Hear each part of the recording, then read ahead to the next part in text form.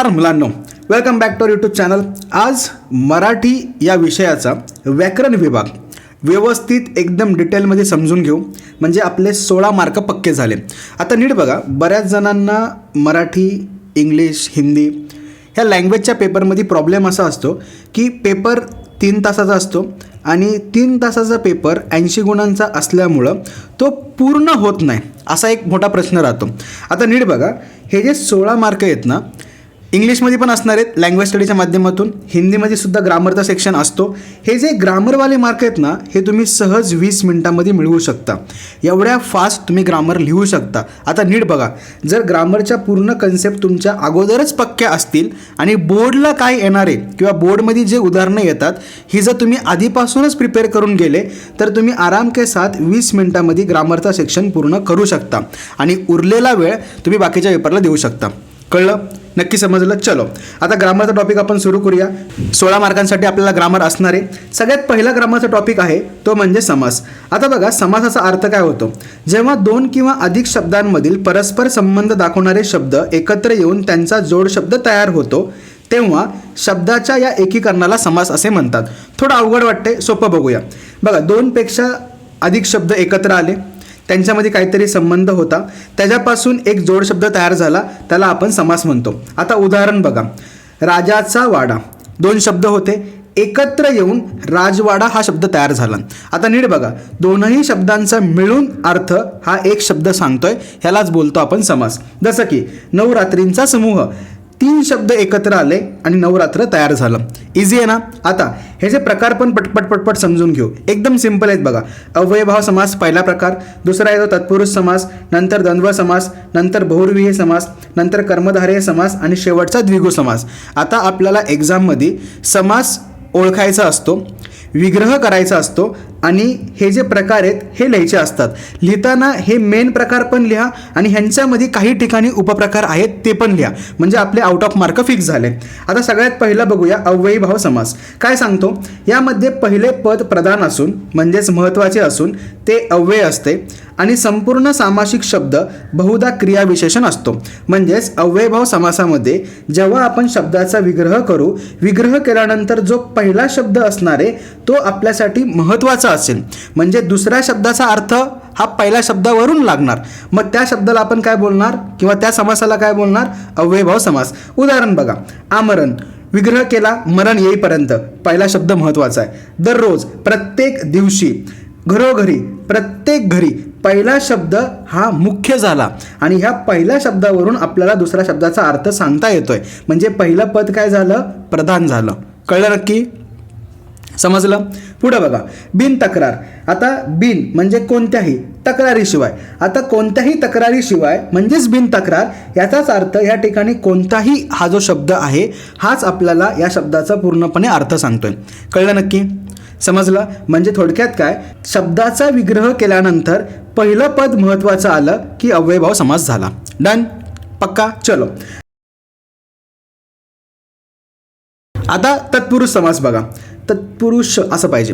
आता तत्पुरुष समासामध्ये काय? दुसरं पद महत्त्वाचं, विग्रह केला. बघा, महाशक्तीचा विग्रह केला, महान शक्ती. महान काही पण असेल ना, काही असू शकतं, पण या ठिकाणी स्पेसिफिक काय आहे? शक्ती आहे, म्हणजे दुसरं पद महत्त्वाचं आलं. नंतर शेतकरी म्हणजे शेती करणारा, शेती करणारा हा दुसरा शब्द महत्त्वाचा आला, म्हणून काय झालं? या ठिकाणी तत्पुरुष समास झाला. बघा, 2 समास किती सोपे होते. विग्रह केल्यानंतर पहिलं पद महत्त्वाचं अव्ययीभाव समास, विग्रह केल्यानंतर दुसरं पद महत्त्वाचं तत्पुरुष समास. आता ह्याचा एक उपप्रकार पडतो ज्याला बोलतो आपण विभक्ती तत्पुरुष समास. ह्याच्यामध्ये काय आहे? ज्या समासात विभक्ती किंवा विभक्तीचा अर्थ व्यक्त करणाऱ्या शब्दयोगी अव्ययाचा लोप होऊन 2 पदे जोडली जातात त्याला विभक्ती तत्पुरुष समास बोलतो. थोडा अवघड आहे, लोड नका घेऊ. उदाहरण बघा, तोंडाने पाठ म्हणजेच तोंडपाठ झालं, बरोबर की नाही? आता हा ने काय होता?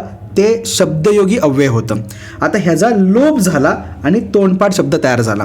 नंतर बघा, राजमहाल, राजाचा महाल चा गायब झाला आणि राजमहाल हा शब्द तयार झाला. म्हणजेच थोडक्यात काय, तत्पुरुष समासाचाच प्रकार आहे. याही ठिकाणी दुसरं पदच महत्त्वाचं आहे, पण जेव्हा आपण विग्रह करू ना तेव्हा हे जे शब्दयोगी अव्यय आहेत हे आपल्याला विग्रह करताना दिसतील, त्यावेळेला समजून जायचं की शब्द विभक्ती तत्पुरुष समासाचा आहे. कळलं नक्की? शुअर? बघा, दोन प्रकार बघितले. पहिलं पद महत्त्वाचं अव्ययभाव समास, दुसरं पद महत्त्वाचं तत्पुरुष समास. त्यातला उपप्रकार बघितला विभक्ती तत्पुरुष समास. त्याच्यामध्ये शब्दयोगी अव्यय असणारे विग्रह केल्यानंतर नीट डोक्यात ठेवतात. आता एक पद महत्त्वाचं, पहिलं पद बघितलं, दुसरं पद महत्त्वाचं तेही बघितलं. आता दोनही पदे महत्त्वाची असतील म्हणजे त्यांचा दर्जा समान असेल त्यावेळेला बोलतो आपण द्वंद्व समास. आता हे जे एकूण 3 प्रकार पडतात, इतरेतर, वैकल्पिक आणि संहार. सिंपल आहेत बघा. ज्या वेळेला आपण विग्रह करू तेव्हा आणि व या 2 शब्दांचा जर वापर झाला तर समजून जायचं इतरेतर द्वंद्व समास आहे. जसं की आई बाप, आई आणि बाप, मिसळ पाव, मिसळ आणि पाव, विटी दांडू, विटी आणि दांडू. दोनही गोष्टी महत्त्वाच्या आहेत आणि दोनही गोष्टी आपण आणि या शब्दांनी जोडल्या की इतरेतर द्वंद्व समास होतो. कळलं नक्की? आता वैकल्पिक म्हणजेच काय तर ह्याच्या एक्झॅक्टली अपोजिट. बघा, किंवा, अथवा आणि वा हे शब्दांनी जर आपण विग्रह केला तर समजून जायचं वैकल्पिक द्वंद्व समास आहे. जसं की खरे खोटे, खरे किंवा खोटे, बरे वाईट, बरे किंवा वाईट. म्हणजे एकतर खरं असेल किंवा खोटं असेल, एकतर बरं असेल किंवा वाईट असेल. म्हणजे एकतर हे किंवा हे, पण दोन्ही शब्द बोलणं गरजेचं आहे. कळलं नक्की? दोन्ही शब्द काय आहेत? प्रधान आहेत. पण विग्रह करताना आपण किंवा, अथवा, वा शब्द वापरलं की समजून जायचं प्रकार द्वंद्व समासाचाच आहे आणि त्यातला वैकल्पिक हा प्रकार येणार आहे. कळलं नक्की? आता जरा नीट ऑब्झर्व करा बरं. हे शब्द तुम्हाला विरुद्धार्थी नाही वाटत आहे का? वाटत आहे ना? म्हणजे विरुद्धार्थी शब्द आले की समजून जायचं वैकल्पिक द्वंद्व समास आहे. कळलं नक्की? चलो, आता पुढे बघायचं आहे समहार द्वंद्व समास. ह्याच्यामध्ये काय होतं की जेव्हा आपण विग्रह करू तेव्हा त्या जातीचा किंवा पदार्थाचा बोध होतो. कसं बघा, चहा पाणी म्हणजे फक्त चहा पाणी देतो का आपण? नाही, त्याच्यामध्ये फराळ वगैरे बाकीच्या सगळ्या चटरफुटर सगळं इन्क्लूड होतं. नंतर केर कचरा, ह्याच्यामध्ये केर कचरा घाण सगळं काही इन्क्लूड झालं. म्हणजे एक शब्द काय करतोय? पूर्ण त्या जातीचा बोध करतोय. त्याला आपण काय बोलतो? समहार द्वंद्व समास बोलतो. आणि ह्याच्या एंडिंगला आपण वगैरे असा शब्द लिहितो. कळलं नक्की? चला पटकन तिन्ही बघा. द्वंद्व समास म्हणजेच काय? दोन्ही पदं महत्त्वाची होती. त्याच्यामध्ये इतरेतरमध्ये आपण आणि व या शब्दांचा आपण काय करतो? वापर करतो. त्यानंतर वैकल्पिकमध्ये किंवा, अथवा या शब्दांचा आपण वापर करतो. समाहारमध्ये आपण वगैरे या शब्दाचा वापर करतो. क्लिअर नक्की? आता पुढचं बघायचं आहे कर्मधारय समास. आता ह्याच्यामध्ये काय असतं तर पहिलं पद विशेषण आणि दुसरं विशेष्य. नीट बघा, पहिलं विशेषण आणि दुसरं विशेष्य. विशेष्य म्हणजे थोडक्यात काय तर नामच आहे आणि नामाबद्दल विशेष माहिती सांगणारा शब्द म्हणजेच विशेषण. जसं की महाराष्ट्र, महान असे राष्ट्र. बघा, राष्ट्राबद्दल विशेष माहिती सांगणारा शब्द पुढं आला म्हणजे हे नाम आलं म्हणजेच विशेष्य आणि हे त्याचं विशेषण आलं तर काय झालं? कर्मधारय समास झाला. नंतर नरसिंह म्हणजेच सिंहासारखा नर.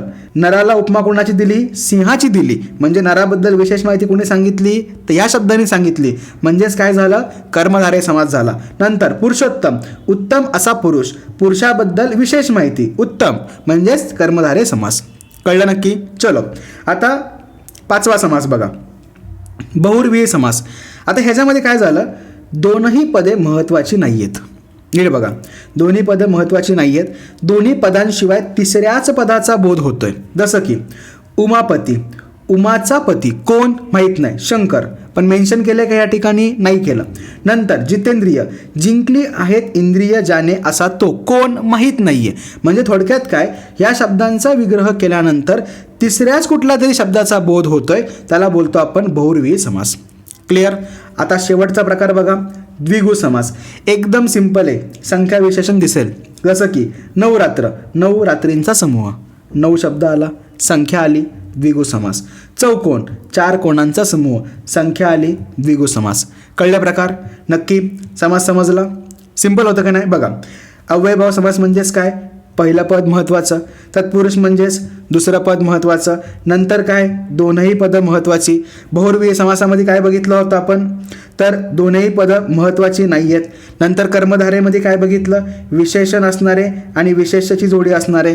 द्विगु समासामध्ये काय बघितलं? संख्यावाचक विशेषण असणारे. किती सिंपल आहे, काय अवघड आहे का? काहीच अवघड नाही. समजलं नक्की? चलो, आता बोर्डला जे क्वेश्चन्स आले होते ते ह्या ठिकाणी मी मांडलेले आहेत. पटकन ह्याचा स्क्रीनशॉट घ्या. घेतला आणि व्यवस्थित समासाचा विग्रह, समास हे नीट करून ठेवा आणि हे जवळपास 2-3 वेळा वाचा, पक्क होऊन जाईल. ह्यातलेच शब्द तुम्हाला एक्झाममध्ये दिसतील. केलं नक्की? चलो आता पुढचा प्रकार येतो तो म्हणजे शब्दसिद्धी. व्याख्या समजून घेऊ. बघा, भाषेतील शब्द कसा तयार होतो त्याला बोलतो आपण शब्दसिद्धी. मग थोडक्यात काय तर दोन शब्द होते, त्यांना एकत्र केलं आणि हा शब्द तयार झाला. जसं की दुकान आणि दार एकत्र केलं दुकानदार झालं. गैरसमज एकत्र केलं गैरसमज झाला. आता म्हणजेच काय झालं बघा, ह्या ठिकाणी एंडिंगला एक शब्द आला आहे, या ठिकाणी सुरुवातीला एक शब्द आला आहे. मूळ शब्द कुठला होता? दुकान. त्याच्या एंडिंगला हा शब्द आला आणि दुकानदार तयार झाला. बरोबर की नाही? आता पुढे बघा, मूळ शब्द समज होता, त्याच्या सुरुवातीला शब्द आला. कळतंय? सुरुवातीला शब्द आला आणि गैरसमज हा शब्द तयार झाला. हेच त्याचे उपप्रकार आहेत. बघा कुठले कुठले? उपसर्ग घटित, प्रत्यय घटित आणि अभस्त शब्द. जसं की उपसर्ग घटित शब्द म्हणजेच काय, मूळ शब्दाच्या आधी एक किंवा अधिक अक्षरे आली आणि जर तो शब्द तयार झाला तर त्याला आपण बोलतो उपसर्ग घटित शब्द. जसं की इथं बघा, सुविचार, ह्याच्या आधी काय आलेलं आहे? सु आलेला आहे. कळलं? नक्की हे काय झालं आपलं उपसर्ग घटित शब्द. त्याच्यानंतर पुढं बघा, ह्या काय? यथाशक्ती, यथा अगोदर आला की नाही? शब्दाच्या सुरुवातीला आला, उपसर्ग घटित शब्द. दुष्काळ, दुष अधिक काळ आधी आला म्हणजेच उपसर्ग घटित झाला. नंतर पुढे बघा, प्रगती आधी आला, प्र सुरुवातीला आला, उपसर्ग घटित. त्यानंतर गैरसमज, आता इथं ज लिहायचं राहिलं, एक मिनटं, ज. आता ह्याही ठिकाणी काय झालंय तर सुरुवातीला आला, आलं की नाही? म्हणून ह्यांना काय बोलतो आपण उपसर्ग घटित शब्द. समजलं? नक्की. आता प्रत्यय घटित त्याचं एकदम उलटं, एंडिंगला जर आलं म्हणजे बघा मूळ शब्दाच्या नंतर आलं तर त्याला काय बोलतो आपण प्रत्यय घटित. जसं की रस अधिक इक, इक शेवटी आलं रसिक. बरोबर. नंतर बुद्धी, मान, मान शब्द शेवटी आला म्हणजे हा काय झाला? प्रत्यय झाला. म्हणून या शब्दांना बोलतो आपण प्रत्यय घटित शब्द. समजलं? नक्की. आता अजून बघा उदाहरणं. दयाळू, दया अधिक आळू प्रत्यय आला. माणूस अधिक की, माणुसकी प्रत्यय आला. दुकान अधिक दार शेवटी आलं दुकानदार, प्रत्यय घटित शब्द झाला. समजला? नक्की. आता पुढे येतं अभस्त शब्द. आता अभस्त शब्द म्हणजेच काय बघा, शब्दांची पुनरावृत्ती होईल, दोन शब्द एकत्र येतील, सार्थ निरर्थक म्हणजे त्यांना अर्थ असेल किंवा नसेल, त्यांना आपण काय बोलतो? अभस्त शब्द बोलतो. जसं की क्षण क्षण, जवळ जवळ रिपिटेशन झालं, पैसाच पैसा, आसपास, जवळपास, उभा आडवा, शेजारी पाजारी, पुस्तक बिस्तक. आता ह्याच्यामध्ये बघा, जर शेजारीला अर्थ आहे, पाजारीला अर्थच नाही आहे. बरोबर ना? पुस्तकाला अर्थ आहे, बिस्तकाला अर्थ नाही आहे. म्हणजे बोलण्यातले शब्द आपण एकत्र आणले तर जो शब्द तयार होईल त्याला आपण काय बोलतो? अभस्त शब्द. कळलं? नक्की. आता ही काही उदाहरणं आहेत जी बोर्ड एक्झामला येऊन गेलेली आहेत. नीट पटकन ह्याचा स्क्रीनशॉट घ्या आणि व्यवस्थित प्रिपेअर करून ठेवा. घेतला? नक्की. शुअर? चलो, इथपर्यंत व्हिडिओ बघितला असेल, कसं वाटलं कमेंट सेक्शनमध्ये नक्की सांगा आणि थँक्यू सो मच. चलो अजून पुढचाही पार्ट बघूया. आता वाक्यप्रचार बघा, जेवढे जेवढे बोर्डला आले होते तेवढे सगळे मी या ठिकाणी लिहिलेले आहेत. जसं की कंठस्थान घालणे म्हणजे जीवे मारणे, ठार करणे. आता वाक्यात उपयोग तुम्हाला करता येईलच कारण या ठिकाणी मी अर्थ लिहिलेला आहे. कान देऊन ऐकणे म्हणजे लक्षपूर्वक ऐकणे. अचंबित होणे म्हणजे आश्चर्यचकित होणे. आनंद गगनात न मावणे म्हणजे खूप आनंद होणे. निकराने लढणे म्हणजे प्राणपणाला लावून लढणे. नंतर पित्त खवळणे म्हणजे खूप राग येणे. कानोसा घेणे म्हणजे अंदाज घेणे. खस्ता खाणे म्हणजे खूप कष्ट करणे, श्रम करणे, खूप हालापेष्टा सोसणे. नंतर मुहूर्तमेढ रोवणे म्हणजे एखाद्या गोष्टीचा आरंभ करणे. तगदा लावणे म्हणजे एखाद्या गोष्टीसाठी मागे लागणे. कसब दाखवणे म्हणजे कुशलता कौशल्य दाखवणे. मुग्ध होणे म्हणजे गुंग होणे, आश्चर्य आणि दंग होणे. हे सगळे वाक्यप्रचार मागच्या 5 वर्षामध्ये आले होते, हे पक्केच करून ठेवा. आता ह्याच्यानंतर शब्दसमूहाबद्दल एक शब्द, हे बऱ्याच जणांना अवघड जातं. सिंपल जेवढे आले होते तेवढे सगळे लिहिलेले नीट करून ठेवतात. बघा, केलेले उपकार न जाणणारा कृतघ्न, उपकारांची जाणीव न ठेवणारा कृतघ्न, दोनही प्रकारे विचारलं जाऊ शकतं. नंतर कोणाचाही आधार नसलेला निराधार, महिन्यातून एकदा प्रकाशित होणारे मासिक, केलेले उपकार जाणणारा कृतज्ञ आणि कृतघ्न ह्याच्यामध्ये फरक येऊ शकतो, नीट लक्षात ठेवताल. समाजाची सेवा करणारा समाजसेवक, दुसऱ्यावर अवलंबून असणारा परावलंबी, दररोज प्रसिद्ध होणारे दैनिक. कळलं? इथं वरती मासिक पण होतं, लक्षात ठेवतात. नंतर ज्याला कोणही शत्रू नाही असा कोण? अजात शत्रू. नंतर संपादन करणारा संपादक. कळलं? नक्की. चलो ह्याचा आपण पटकन स्क्रीनशॉट घ्या. घेतला? आता पुढं हे लेखन नियमानुसार अचूक शब्द हे व्यवस्थित 2-3 वेळा लिहून ठेवा, एका पेजवरती लिहा आणि सारखे बघत जा, म्हणजे हे चुकणार नाही. घेतला फोटो? नक्की. चलो, आता ह्याच्यानंतर पुढं हे समानार्थी शब्द आहेत, व्यवस्थित घेतला, डन. पुढं हे विरुद्धार्थी शब्द घेतला, चलो. पुढं हे विरामचिन्ह, नीट नीट घ्या, घेतला, चलो. अशा प्रकारे तुमचं मराठीचं पूर्ण व्याकरण झालेलं आहे. व्यवस्थित प्रिपेअर करा, अजिबात लोड घेऊ नका. आणि हे 16 मार्क आपल्याला 20 मिनिटात लिहायचे आहेत, हे नीट डोक्यात ठेवतात. कळलं? चलो, इथपर्यंत व्हिडिओ बघितला, थँक्यू सो मच. कमेंट करा व्हिडिओ कसा वाटला. नेक्स्ट कुठल्या टॉपिकवरती व्हिडिओ पाहिजे तेही सांगा, कुठल्या सब्जेक्टचा पाहिजे ते देखील सांगा. व्यवस्थित अभ्यास करा. Bye bye, all the best.